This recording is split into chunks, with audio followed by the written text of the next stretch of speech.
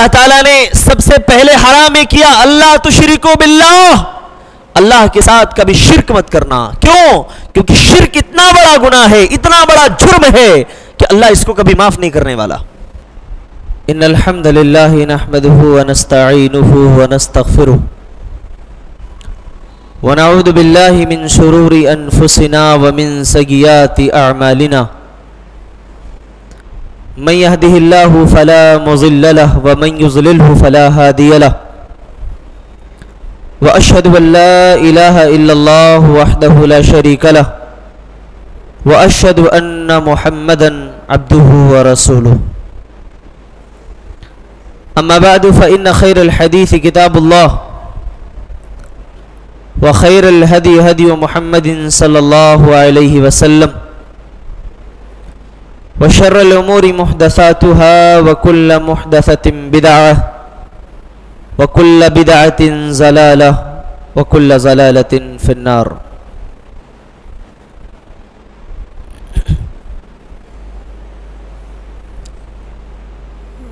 حاضرین مجلس،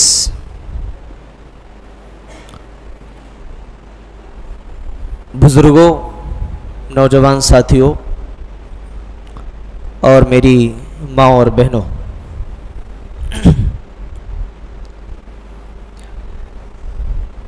آج کے اس درس میں ہم لوگ انشاءاللہ 8ویں پارے کی کچھ منتخب آیات کا خلاصہ سماعت کریں گے. اللہ تعالیٰ سے دعا ہے اللہ تعالیٰ مجھے صحیح اور حق بات کہنے اور ہم سب کو اس پر عمل کرنے کی توفیق عطا فرمائے، آمین. اچھا، ایک سوال یہ ہے کہ حق اور باطل کا معیار کیا ہے؟ جی، کسی چیز کے حق ہونے کے لیے اور کسی چیز کے باطل ہونے کے لیے اس کا معیار کیا ہے؟ کیسے ہم اس کو تولیں گے؟ کیسے ہم جانیں گے کہ یہ چیز حق ہے یا یہ چیز باطل ہے؟ ہاں بولیے بھائی، حق اور باطل کا کیا معیار ہے؟ کیا اکثریت یہ حق کا معیار ہے؟ کیا اقلیت یہ باطل کا معیار ہے کہ یہ لوگ اقلیت میں ہیں، کم تعداد میں ہیں، لہٰذا یہ حق پر نہیں ہو سکتے، اور یہ اکثریت میں ہیں تو لہٰذا یہ حق پر ہی ہیں، مکمل طور پہ حق ان کے ہی پاس ہے؟ کیا یہ معیار ہے؟ نہیں معیار ہے.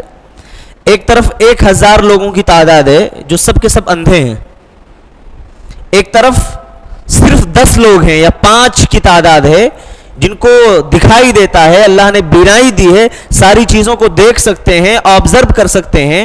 تو جو 1000 ہیں وہ سب نابینا ہیں. ایک آدمی کو بیچ میں کھڑا کر دیا جائے اور اس کو کوئی لباس پہنا دیا جائے اور ان 1000 لوگوں سے کہا جائے کہ تم اپنے اندازے سے بتاؤ کہ آدمی کس کلر کا لباس پہنا ہے، اس کی شکل و صورت کیا ہے، یہ ساری چیزیں تم بتاؤ، وہ لوگ بتائیں. اور ایک طرف 5 لوگ ہوں جو دیکھ کر کے اسی چیز کو بتا رہے ہیں، ایک طرف اندازے سے بتایا جا رہا ہے. بتائیے حق پر کون ہوں گے؟ جو 1000 لوگ ہیں وہ ہوں گے یا جو صرف 5 ہیں وہ ہوں گے؟ 5 ہیں وہ ہوں گے. کیوں؟ کیونکہ ان کو نظر آ رہا ہے، ان کو دکھائی دے رہا ہے اور وہ چیزوں کی حقیقت سے واقف ہیں، اس لیے ان کی بات مانی جائے گی کیونکہ ان کے پاس دلیل موجود ہے. اور یہ 1000 کی جو تعداد ہے یہ صرف ہوا میں فائر کر رہے ہیں، ان کے پاس کوئی دلیل نہیں ہے، صرف گمان ہے، اور گمان یہ دلیل نہیں بن سکتی ہے. اللہ تعالیٰ نے یہی بات ہمیں اور آپ کو سمجھائی ہے کہ اکثریت کے پیچھے بھاگ کر کے یہ مت سمجھو کہ یہی ہماری کامیابی ہے اور یہی لوگ حق پر ہیں. قرآن کہتا ہے وَإِن تُطِعْ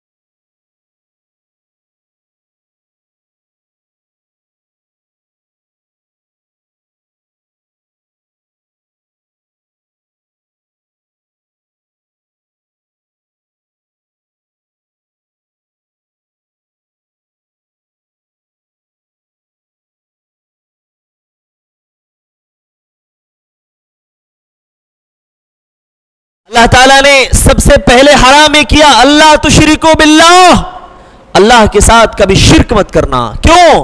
کیونکہ شرک اتنا بڑا گناہ ہے، اتنا بڑا جرم ہے کہ اللہ اس کو کبھی معاف نہیں کرنے والا.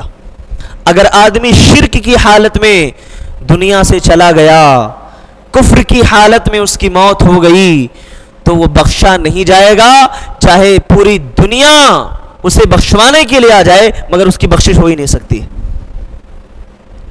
اللہ کیا مغفرت نہیں ہوگی اس کی؟ اس لیے نہیں ہوگی کیونکہ وہ شرک کر کے جا رہا ہے. اور یہ اللہ تبارک و تعالیٰ کے حق کے ساتھ بہت بڑی ناانصافی ہے میرے بھائیوں، بہت بڑی ناانصافی ہے.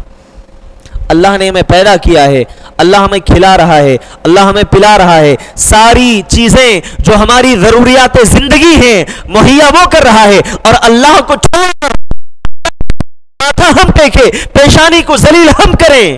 ہم سے بڑا بد نصیب انسان کیا کوئی ہو سکتا ہے؟ اس لیے کہا شرک یہ کبھی معاف نہیں ہونے والا.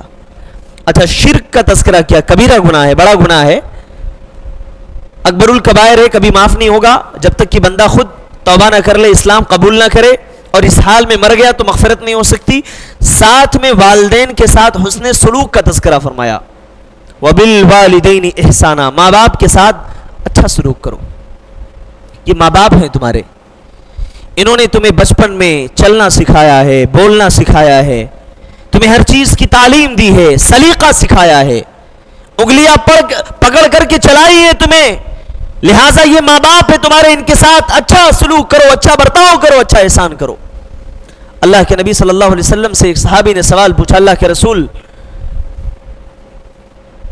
سب سے بڑا حق کس کا ہے ہمارے اوپر؟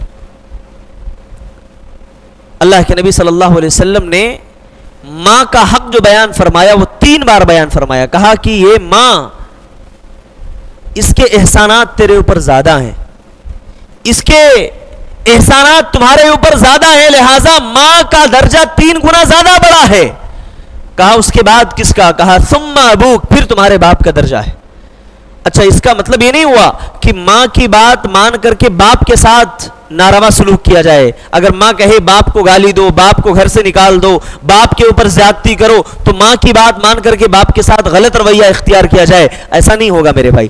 اگر اللہ نے کہا ماں کے قدموں کے نیچے جنت ہے، تو کہا باپ یہ جنت کا دروازہ ہے، باپ یہ جنت کا دروازہ ہے. اور ماں کا مقام جو اللہ نے بیان کیا ہے کہ 3 گنا باپ سے زیادہ بڑا ہے، وہ کیوں جانتے ہیں؟ کیوں؟ پہلی وجہ یہ ہے کہ ماں جو ہے اپنے بچے کو 9 مہینے پیٹ میں جو رکھ کر کے تکلیف برداشت کرتی ہے، وہ کوئی اور نہیں کرتا، اور اس تکلیف میں ماں کا کوئی شریک نہیں ہوتا ہے. یہ پہلی وجہ ہے. اور دوسری وجہ یہ ہے کہ جب بچے کی پیدائش ہوتی ہے تو اس کے پیدائش کے وقت جو ماں کو تکلیف ہوتی ہے، ماں جو موت اور زندگی کے کشمکش میں ہوتی ہے، وہ صرف ایک ماں برداشت کرتی ہے، کوئی دوسرا نہیں کرتا. اس لیے کہا یہ دوسری وجہ ہے کہ ماں کا مقام اللہ نے اونچا بتایا ہے. اور تیسری وجہ یہ ہے کہ ماں جو ہے بچے کو دودھ پلاتی ہے، اور جو دودھ پلانے کی تکلیف ہوتی ہے، چاہے اسے کمزوری ہو، چاہے اسے بیماری ہو، چاہے موسم گرما ہو، چاہے موسم سرما ہو، کوئی بھی موسم ہو، کوئی بھی تکلیف ہو، ماں اپنے بچے کو پلاتی ہے، اسے اس کا خیال رکھتی ہے. کہا کہ یہ 3 ایسی تکلیفیں ہیں جس میں ماں کا کوئی شریک نہیں ہوتا ہے. اللہ نے اسی لیے ماں کا مقام 3 گنا زیادہ بیان فرمایا. وَبِالْوَالِدَيْنِ إِحْسَانًا. ایک واقعہ مجھے یاد آ رہا ہے.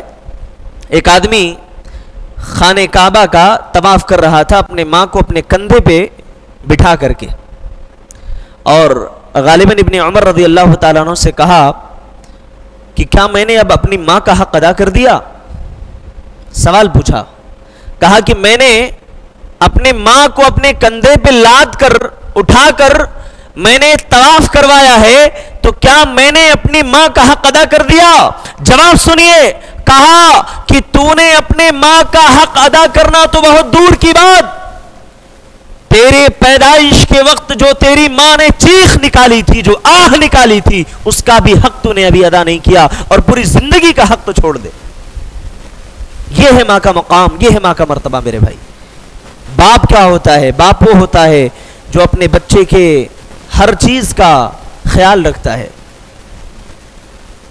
بچہ پوچھ رہا ہو ابو یہ کیا ہے، ابو وہ کیا ہے، باپ ہر چیز بتاتا ہے، باپ کبھی غصہ نہیں کرتا، باپ کبھی ناراض نہیں ہوتا.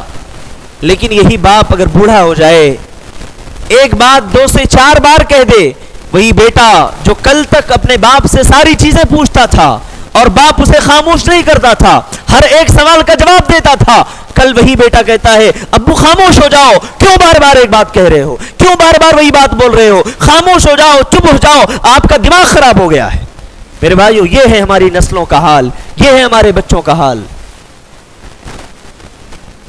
اس لیے ماں باپ کے ساتھ اچھا سلوک کرو، حسن سلوک کرو. قرآن میں اللہ تعالیٰ نے کیا بیان فرمایا؟ وَقَضَى رَبُّكَ أَلَّا تَعْبُدُوا إِلَّا إِيَّاهُ وَبِالْوَالِدَيْنِ إِحْسَانًا. اے لوگو، تمہارے رب نے یہ فیصلہ کر دیا ہے کہ تم اللہ کے سوا کسی کی عبادت نہ کرو، اللہ کے ساتھ کسی کو شریک نہ ٹھہراؤ. وَبِالْوَالِدَيْنِ إِحْسَانًا، ماں باپ کے ساتھ اچھا سلوک کرو، ماں باپ کے ساتھ اچھا برتاؤ کرو، اچھا سلوک کرنا ہے. اور قرآن یہ نقشہ کھینچتا ہے وَاخْفِضْ لَهُمَا جَنَاحَ الذُّلِّ مِنَ الرَّحْمَةِ، وَاخْفِضْ لَهُمَا جَنَاحَ الذُّلِّ مِنَ الرَّحْمَةِ، اور اپنے ماں باپ کے لیے عاجزی اور انکساری کا بازو پھیلا دو. جناح الذل کیسے؟ جیسے ایک مرغی کے چوزے ہوتے ہیں، جب انہیں کوئی تکلیف ہوتی ہے، کوئی پریشانی کی آہٹ ملتی ہے، تو جیسے وہ اپنے دونوں پروں کو پھیلا دیتی ہے اور اپنے بچوں کو اپنے دامن میں لے لیتی ہے، کہا جا رہا ہے کہ ایسے ہی تم بھی اپنے دامن رحمت میں لے لو اپنے ماں باپ کو. اگر یہ زندہ ہے تمہاری زندگی میں خوشیاں ہیں، اگر یہ زندہ ہے تمہاری زندگی میں روشنی ہے، جس دن یہ چلے جائیں گے تمہاری زندگی میں اندھیرا آ جائے گا. اس لیے ماں باپ کے ساتھ میرے بھائیوں حسن سلوک کرنا چاہیے.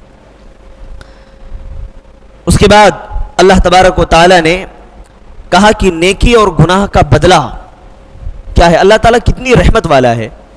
اگر بندہ نیکی کا ارادہ کرتا ہے تو فرمایا اگر نیکی کا صرف ارادہ کر لے تو اس کے ارادے پر اللہ تعالیٰ ایک نیکی لکھ دیتا ہے. صرف نیت کی ہے، ابھی نیکی کیا نہیں ہے، ابھی ارادہ تھا مسجد میں مجھے اتنا دینا ہے، ارادہ کیا تھا مدرسے میں اتنا دینا ہے، ارادہ کیا تھا فلاں غریب کو مسکین کو میں اتنا دوں گا.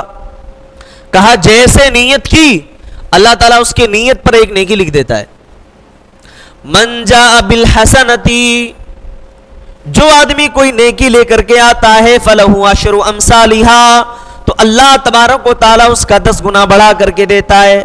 ومن جاء بالسیئتی، اور جو کوئی برائی لے کر کے آتا ہے تو جتنا وہ برائی کرے گا اس کا بدلہ اتنا ہی دیا جائے گا. میرے بھائیو، اللہ کی رحمت تو دیکھو، بندے نے نیکی کا ارادہ کیا، ابھی دل میں نیت کی ہے، نیکی کیا نہیں ہے، اللہ اس پر ایک نیکی لکھ دیتا ہے. اور اگر برائی کا ارادہ کرے، جب تک وہ بندہ برائی نہ کر لے، گناہ نہ کر لے، تب تک اللہ اس پر کوئی گناہ نہیں لکھتا ہے، کوئی برائی نہیں لکھتا ہے. یہ اللہ کی رحمت ہے، انصاف ہے اللہ کا. حالانکہ اگر اللہ چاہے تو جیسے نیکی کرنے پر جب ہم ارادہ کرتے ہیں ایک نیکی لکھ دی جاتی ہے خیر کے ارادے پر، ایسے برائی کے ارادے پر بھی ایک گناہ لکھا جانا چاہیے. لیکن اللہ کہتا ہے نہیں، میرے بندوں کے ساتھ اللہ بڑا رحیم ہے، بڑا مہربان ہے، بڑا شفیق ہے میرے بھائی. اس کے بعد اللہ رب العالمین نے فرمایا کہ مومن کی زندگی کا مقصد جو ہے صرف اللہ کی خوشنودی ہونا چاہیے. بس صرف اللہ کی خوشنودی. کہا میری زندگی کا مقصد تیرے دین کی سرفرازی، میں اسی لیے مسلمان، میں اسی لیے نمازی. ہماری زندگی کا ہر ایک مقصد، ہمارا اٹھنا، ہمارا بیٹھنا، ہمارا سونا، ہمارا جاگنا، ہمارا چلنا، ہماری گفتار، ہمارا کردار، ہماری زندگی کا ہر ایک عنصر اللہ کے لیے ہونا چاہیے. قرآن نے کیا کہا؟ قل ان صلاتی ونسکی ومحیای ومماتی للہ رب العالمین. اے نبی آپ کہہ دیجئے میری نماز، میری قربانی، ومحیای ومماتی، اور میرا مرنا، میرا جینا، للہ رب العالمین، اللہ رب العالمین کے لیے ہونا چاہیے، اللہ رب العالمین ہی کے لیے. لا شریک لہو، جس کا کوئی شریک نہیں ہے، اس کا کوئی ساجی نہیں ہے. وبذالک امرت، اور اسی بات کا مجھے حکم دیا گیا ہے. وانا اول المسلمین، اور میں مسلمانوں میں سب سے پہلا مسلمان ہوں. نماز روزہ قربانی کس کے لیے؟ اللہ کے لیے. اس کا مطلب ہم نماز اگر کسی اور کے لیے پڑھیں, کسی اور کے در پہ جائیں اللہ کے در کو چھوڑ کر, گویا وہ نماز ہم نے اللہ کے لیے نہیں پڑھی, گویا وہ عبادت ہم نے اللہ کے نہیں کی. ہماری قربانی اللہ کے لیے ہونی چاہیے. اگر اللہ کے نام کے علاوہ کسی اور کا نام لیں ہم ذبح کرتے ہوئے, چاہے کسی اور کے در پر لے جا کر کے ذبح کریں, وہ قربانی گویا اللہ کے لیے نہیں ہے, غیر اللہ کے لیے کی, اور وہ ثواب ملنا تو دور کی بات, عذاب میں آدمی مبتلا کیا جائے گا. اور جینا مرنا تو اللہ کے لیے ہونا ہی چاہیے, مگر ہماری زندگی, ہماری موت کا مقصد کیا ہے؟ ہمارا جینا مرنا سب دنیا کے لیے, سب دنیا کے لیے. اٹھنا بیٹھنا بولنا چالنا جاگنا سونا, ساری چیزیں آپ دیکھ لیجئے, ایک ایک کر کے کاؤنٹ کرتے جاؤ. زندگی کا کون سا ایسا عمل ہے, کون سا ایسا حصہ ہے جو ہم نے اللہ کے لیے خاص کیا ہے؟ میرے بھائی, کیا منصوبہ بندی ہے ہماری اللہ کے لیے؟ کیا کیا ہے ہم نے؟ ہماری تمام چیزیں تو صرف دنیا کے لیے ہیں. آدمی اٹھتا ہے تو دنیا کے لیے, بیٹھتا ہے تو دنیا کے لیے, سوچتا ہے تو دنیا کے لیے, کیسے آرام کی زندگی مل جائے, کیسے مالدار بن جاؤں, کیسے ہماری نسلیں درست ہو جائیں, کیسے ہماری اولاد خوش رہیں, اور کیسے ایک اچھی لگژری لائف میں گزار سکوں. یہی خیالات اس کے دماغ کے اندر, یہی تصورات اس کے دماغ کے اندر چلتے ہیں. میرے بھائی, یہ کامیابی نہیں ہے, یہ زندگی صرف چند روزہ زندگی ہے, بس ختم ہو جائے گی. آخرت کی زندگی اصل زندگی ہے, اس کے لیے اللہ نے کہا تیاری کرو. وَمَا الْحَيَاةُ الدُّنْيَا إِلَّا مَتَاعُ الْغُرُورِ. اے میرے بندو, یہ دنیا کی زندگی تو دھوکے کا سامان ہے, یہ دنیا کی زندگی تو صرف دھوکہ ہے, اس دھوکے میں مت پڑو. آخرت کی زندگی کی فکر کرو, آخرت کی تیاری کرو. رمضان کا مہینہ آتا ہے, کتنا افسوس ہوتا ہے بیچارے ہمارے مسلمان بھائی. جیسے شروع ہوئی نماز, تراویح کی نماز شروع ہوئی, ایک اچھی خاصی تعداد آپ کو نظر آئے گی, لیکن جیسے 4 دن 5 دن گزرتے گیا, لوگوں کی تعداد بھی کم ہوتے چلی جاتی ہے. یعنی عبادت کے ساتھ جو ہماری حرص ہونی چاہیے, نمازوں کے ساتھ جو ہمارا تعلق اور لگا ہونا چاہیے, نہیں ہے وہ. رمضان کا مہینہ گیا, ابھی تو صرف تراویح سے چھٹی لی تھی, 5 نمازوں سے آدمی چھٹی لے لیتا ہے, فرصت میں آ گیا. اب تو نہ اسے نماز پڑھنے کی ضرورت ہے, نہ اسے روزے کی ضرورت ہے, بس 1 مہینہ پابندی کر کے اللہ سے اپنے گناہ بخشوا لیا. میرے بھائیو, اللہ کے لیے فکر کرو. دنیا کی بھلائی بھی مانگو, مگر آخرت کو مت بھولو, آخرت مقدم ہونا چاہیے. اس کے بعد اللہ رب العالمین نے فرمایا کہ لباس 3 قسم کا ہوتا ہے, یا 3 مقصد ہوتا ہے لباس کا. یہ جو لباس ہم پہنتے ہیں, 3 مقصد ہوتا ہے اس کا. اللہ نے فرمایا یا بنی آدم قد انزلنا علیکم لباسا یواری سوآتکم وریشا ولباس التقوی ذالک خیر. اے بنی آدم, ہم نے تو تمہارے لیے لباس اتارا ہے, جو لباس تمہارے سطر کو چھپاتا ہے, تمہارے جسموں کو چھپاتا ہے. وریشا, اور تمہیں زینت دیتا ہے. ولباس التقوی ذالک خیر, اور تقوی کا لباس یہ سب سے زیادہ بہتر ہے. 3 قسم کا لباس ہوا, یا 3 مقصد ہوا لباس کا. نمبر 1, ہمارے جسموں کے عیب کو چھپا لیتا ہے. نمبر 2, لباس ہمیں خوبصورتی عطا کرتا ہے. نمبر 3, اللہ نے کہا یہ تو ظاہری لباس ہوئے, جو تقوی کا لباس ہے, جو اصل لباس ہے, وہ تمہارے دل میں ہونا چاہیے. ظاہری لباس کے اوپر داغ لگ جائے, ہمیں بہت فکر ہوتی ہے, یہ داغ, یہ دھبے صاف ہونے چاہیے, لیکن تقوی کے لباس پہ اگر داغ لگ جائے, اس کی کوئی فکر نہیں ہے, ہمیں اس کی کوئی پرواہ نہیں ہے. یاد رکھیے, جب ایک انسان گناہ کرتا ہے, ایک انسان خطا کرتا ہے, تو اللہ تعالیٰ اس کے دل کے اوپر ایک کالا سا پوائنٹ ڈال دیتا ہے, ایک نقطہ پڑ جاتا ہے, بلیک پوائنٹ. جیسے جیسے گناہ کرتا جائے گا, وہ کالا دھبا اس کے دل کے اوپر بڑھتا چلا جاتا ہے, بڑھتا چلا جاتا ہے. اللہ کے نبی فرماتے ہیں فَإِن تَابَ وَنَزَعَ وَاسْتَغْفَرَ سُقِلَ قَلْبُهُ, اگر وہ توبہ کر لیتا ہے, معافی مانگ لیتا ہے, تو اس کے دل کو دھو دیا جاتا ہے. وَإِن زَادَ زَادَتْ حَتَّى يَعْلُوَ قَلْبُهُ, اگر وہ گناہوں پہ گناہ کرتا ہے تو وہ سیاہی اس کے پورے دل کے اوپر چھا جاتی ہے. اللہ کے نبی فرماتے ہیں فَذَلِكَ الرَّيْنُ الَّذِي ذَكَرَ اللَّهُ عَزَّ وَجَلَّ فِي الْقُرْآنِ الْكَرِيمِ, یہی وہ زنگ ہے, یہی وہ رین ہے جس کا ذکر اللہ نے قرآن کے اندر فرمایا. کیا کہا اللہ نے قرآن میں؟ کلا بران علی قلوبہم ما کانوا یکسبون، ہرگز نہیں بلکہ ان کے گناہوں کی وجہ سے اللہ نے ان کے دلوں کے اوپر مہر لگا دیا ہے۔ اللہ اکبر۔ میرے بھائیو، اپنے ظاہر کی فکر مت کرو، ظاہر کی فکر ہونی چاہیے لیکن باطن کی فکر کرو۔ ہمارا ظاہر بھی اچھا ہو لیکن ظاہر کے ساتھ ساتھ ہمارا باطن بھی اچھا ہو، دونوں میں تضاد نہیں ہونا چاہیے، ٹکراؤ نہیں ہونا چاہیے کہ صرف ہمارا ظاہر اچھا ہے لیکن باطن بہت خراب ہے، ایسا نہیں ہونا چاہیے۔ باطن بھی اچھا ہو لیکن ظاہر بھی اچھا ہونا چاہیے۔ اس کے بعد اللہ تعالیٰ نے کہا کہ عبادت کے وقت جو ہے زیب و زینت اختیار کرنا چاہیے۔ ہم نماز پڑھنے آتے ہیں، گرمی کا موسم ہوتا ہے، کتنے ایسے بھائی آتے ہیں جن کے جسموں سے عجیب و غریب بو آ رہی ہوتی ہے، کوئی کام کر کے آتا ہے، کوئی کاروبار کر کے آتا ہے، اس چیز کا آپ خاص خیال رکھیں۔ اللہ تعالیٰ نے فرمایا یا بنی آدم خذوا زینتکم عند کل مسجد، اے ابن آدم ہر نماز کے وقت زینت اختیار کر۔ اللہ کے پاس جب ہم آتے ہیں تو ہمارا تو یہ تصور ہونا چاہیے کہ ہم تو اس مالک حقیقی کے پاس جا رہے ہیں، اس کے دربار میں جا رہے ہیں، اللہ کے حضور ہم جا رہے ہیں، اور اللہ کے سامنے ہم ایسے ہی پھٹے پرانے لباس میں، بال بکھرے ہوئے، جسم سے پسینے کی بو آ رہی ہے اور اس طریقے سے ہم مسجد میں حاضر ہوں۔ نہیں، ایسے نہیں ہونا چاہیے۔ اللہ کے لیے حاضر ہوں، صاف صفائی کا خیال رکھیں۔ اللہ کے نبی صلی اللہ علیہ وسلم خوشبو کا اہتمام کرتے تھے، خوشبو لگا کر کے آئیں، غسل کر کے آئیں تاکہ صاف و شفاف ہوں۔ اصل میں پس منظر یہ ہے اس آیت کریمہ کا کہ اہل عرب میں جو لوگ کافر تھے، مشرک تھے، وہ خانہ کعبہ کا جو طواف کرتے تھے وہ ننگے بدن کرتے تھے۔ اللہ نے منع کر دیا، کہا یا بنی آدم، اے ابن آدم خذوا زینتکم عند کل مسجد، ہر نماز کے وقت زینت اختیار کرو۔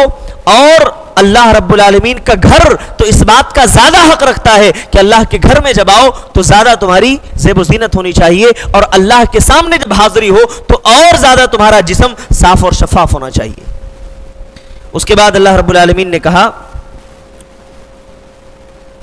کہ دعا کے بعض آداب ہیں، اور اگر ان آداب کا خیال رکھے ہم اللہ سے دعا کریں گے نا تو اللہ ہماری دعا قبول کرے گا۔ کتنے لوگوں کو شکایت ہے کہ اللہ تعالیٰ ہماری دعا قبول ہی نہیں کرتا ہے؟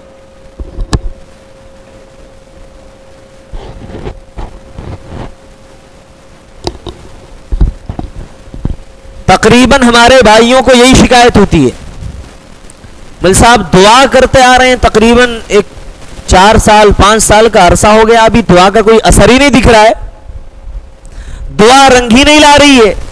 اللہ نے کہا 3 چیزیں جب تک تمہاری دعا میں نہیں ہوں گی تمہاری دعا قبول نہیں ہو سکتی۔ 3 چیزیں کیا ہیں؟ غور سے سنیے۔ اللہ رب العالمین نے فرمایا وہ 3 چیزیں تمہاری دعا میں ضرور ہونی چاہیے۔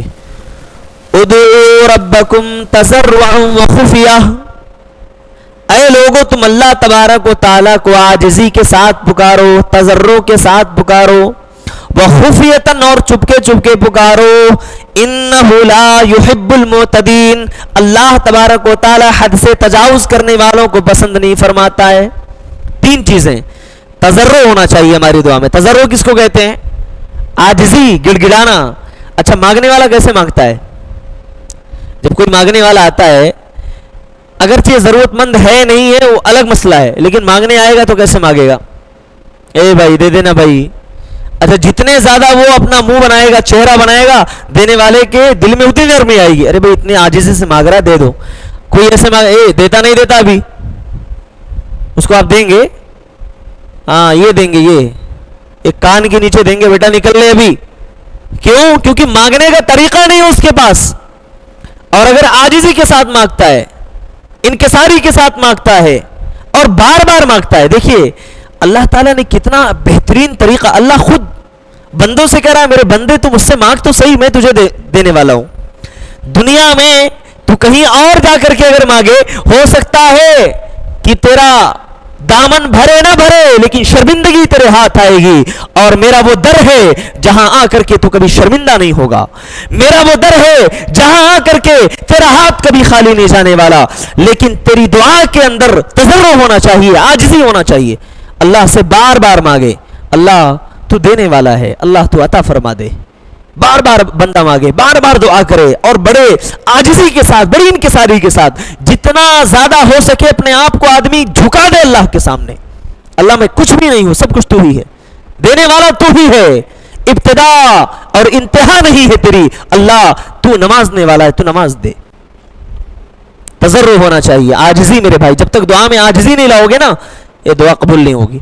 तो आजिज़ी पैदा करो। नंबर 2, व खुफियतन, चुपके चुपके मांगो अल्लाह से। घर में दुआ कर रहे हैं, मस्जिद में दुआ कर रहे हैं, किसी कोने में बैठ गए हैं, अब चुपके चुपके अल्लाह से मांगे। क्यों? इन्नल्लाह समीउन अलीम, अल्लाह सुनने और जानने वाला है। और सुनने की तो बात छोड़ दो, वल्लाहु अलीमुम बिज़ातिस सुदूर, अल्लाह दिलों के भेद और राज को भी अल्लाह जानता है। दिल में क्या चल रहा है अल्लाह उसको भी जानता है। तो दूसरी चीज, हमारी दुआ में आजिज़ी के साथ साथ खुफियतन आवाज पस्त होनी चाहिए। हम धीरे धीरे मांगे अल्लाह से। अल्लाह से जब दुआ करें धीरे धीरे, अल्लाह तू देने वाला है, अल्लाह तू नमाज दे। आवाज बुलंद ना हो। मस्जिद में भी मांगे तो ऐसे अंदाज में नहीं कि हम जोर जोर से रोने लगे, अब 10 लोग देखें भाई क्या हो गया इसको रोने लगा, ऐसा नहीं होना चाहिए। और तीसरी चीज, वला तातदू, हद से आगे नहीं बढ़ना है। अच्छा, हद से आगे नहीं बढ़ना है मतलब कहा दुआ में हद से आगे मत बढ़ो। 2 चीजों में हद से तजावुज करने से मना किया। नंबर 1 दुआ में, नंबर 2 वजू में। वजू में एतदा ये है कि आदमी अपने आज़ा को, जो जिस्म के आज़ा हैं, हाथ है, नाक में पानी दाखिल करना, कुल्ली करना, ये 3 बार से ज्यादा आदमी करने लगे। बातों बातों में 5 बार 10 बार हाथ धो लिया। कहा ये वजू में एतदा है, ये अल्लाह को पसंद नहीं। दूसरी चीज, दुआ में एतदा ये है कि कोई आदमी दुआ करे, ऐ अल्लाह सुलेमान अलैहिस्सलाम जैसी हुकूमत मुझको अता फरमा दे, ये दुआ में एतदा है ना, जो कभी मुमकिन नहीं है। या कोई ये दुआ करे, ऐ अल्लाह जब तक ये दुनिया कायम हो तब तक मुझे जिंदगी अता फरमा दे, ये दुआ में एतदा है। या कोई ये दुआ करे, ऐ अल्लाह मेरा पड़ोसी बड़ा मालदार है, जितना माल है उसके पास सब छीन ले मुझे दे दे, उसको फकीर बना दे, एतदा है ये। ऐ अल्लाह मेरा एक दोस्त बहुत बॉडी बिल्डर है, बहुत ताकतवर है, उसे कमजोर बना दे, मुझे ताकतवर बना दे, दुआ में एतदा है ये। मेरे दोस्त के पास एक बहुत बड़ी गाड़ी है, इनोवा से चल रहा है, ऐ अल्लाह जो मेरी साइकिल है उसको दे दे, उसकी इनोवा मुझे दे दे, दुआ में एतदा है ये। यानी अल्लाह तबारक व तआला से आप ऐसी दुआ कर रहे हैं कि किसी की नेमत ज़ायल हो जाए, खत्म हो जाए और वो आपको मिल जाए, कहा ये जायज नहीं, दुरुस्त नहीं है। इसी तरीके से हराम चीज की दुआ करना, ऐ अल्लाह हमारे वालिद साहब घर में हैं, कल फजर की नमाज छोड़ने का इरादा है, वालिद साहब को मालूम ना हो, ये दुआ कर रहा हूं मैं। इस तरीके की दुआ करना नाजायज है, हराम है। या कोई आदमी हराम कारी, हराम खाने की, हराम पीने की दुआ करे कि अल्लाह वो हराम चीज जो भी उसके दिल में हो, हराम अल्फाज चाहे इस्तेमाल करे या ना करे, अल्लाह वो चीज में पाना चाहता हूं मुझे अता फरमा दे। अल्लाह ने उसको हराम किया है मगर उसके पाने की ख्वाहिश उसके दिल में है, कहा यह भी दुआ के अंदर एतदा है। दुआ करें जायज चीज की, अल्लाह ऐसी चीज अता फरमा जिसमें दुनिया और आखिरत की भलाई हो। और ऐसी दुआ हमारे नबी ने सिखा दी है हमें। कौन सी दुआ है? एक एक चीज मांगने की जरूरत नहीं है, वो जुमला याद कर ले, बड़ी जामे दुआ है। क्या दुआ अल्लाह के नबी ने सिखाई? रब्बना आतिना फिद दुनिया हसनतम व फिल आखिरति हसनतम व क़िना अज़ाबन्नार। ऐ हमारे रब हमें दुनिया की भलाई अता फरमा और आखिरत की भलाई भी अता फरमा दे। मेरे भाइयों, अगर जिंदगी और मौत का सवाल हो, जिंदगी ने इतना तड़पाया हो कि आदमी मरने के लिए बेताब हो कि अल्लाह मौत कब आएगी, तो अल्लाह ने कहा कि वो अपनी मौत का भी सवाल ना करे कि अल्लाह तो मुझे मौत दे दे, बल्कि अल्लाह से दुआ करे अल्लाहुम्मा अहयिनी मा कानतिल हयातु खैरल ली। अल्लाह मुझे उस वक्त तक तू जिंदा रख जब तक मेरे लिए जिंदगी बेहतर है, और अल्लाह मुझे उस वक्त मौत दे दे जब मेरे लिए मौत बेहतर है। मेरे भाइयों, मेरा इस्लाम, मेरा मजहब तो ये मजहब है जो मौत और जिंदगी की तमन्ना करने का भी उसूल बताता है कि अगर तुम्हें जिंदगी का सवाल करना है तो अल्लाह से दुआ करो, ऐ अल्लाह मुझे जिंदगी अता फरमा, सेहत और तंदुरुस्ती वाली जिंदगी अता फरमा। ऐ अल्लाह मुझे मौत दे दे जब मेरे लिए मौत अच्छी हो, जब दुनिया से जाना मेरे लिए अच्छा हो, ऐ अल्लाह उस वक्त तू मुझे मौत दे दे। कितना अच्छा उसूल अल्लाह के नबी ने समझा दिया। आज लोग खुदकुशी करते हैं, कोई कहता है भाई मैं अब नहीं जिंदा रहूंगा, मैं जिंदा ही नहीं रहना चाहता हूं। ये मेरे भाई वही लोग करते हैं जिनके दिल बड़े कमजोर होते हैं, जो जिंदगी के चैलेंजेस को बर्दाश्त नहीं कर सकते, उसको फेस करने की ताकत नहीं होती है, वही ये काम करते हैं। ईमान वाले कभी ऐसा नहीं करते, ईमान वाले कभी नहीं करते। कॉलेज में एग्जाम में फेल हो गए, खुदकुशी, नंबर कम आया, खुदकुशी, और कितने ऐसे न्यूज़ और खबरें आती हैं, इतने स्टूडेंट्स और तलबा ने खुदकुशी कर ली, किसी ने बिल्डिंग के ऊपर से कूद करके जान दे दी, है ना, कोई रेल के पटरी के ऊपर सो गया। मेरे भाइयों, अल्लाह ताला ने कहा जिंदगी और मौत ये मेरे हाथ में है, और मौत जब तक तेरे लिए बेहतर है तो मुझसे वो सवाल कर, अल्लाह मौत जब बेहतर है, जब मेरे लिए मौत अच्छी, अल्लाह मौत दे दे। मेरे भाइयों, ये चंद बातें थी। अल्लाह तबारक व तआला से मैं दुआ करता हूँ अल्लाह मुझे सही और हक बात कहने और हम सब को उस पर अमल करने की तौफीक अता फरमाए। आमीन तक़ब्बल रब्बुल आलमीन व आखिरु दावाना अनिल हम्दुलिल्लाहि रब्बिल आलमीन। वस्सलामु अलैकुम व रहमतुल्लाहि व बरकातुहू।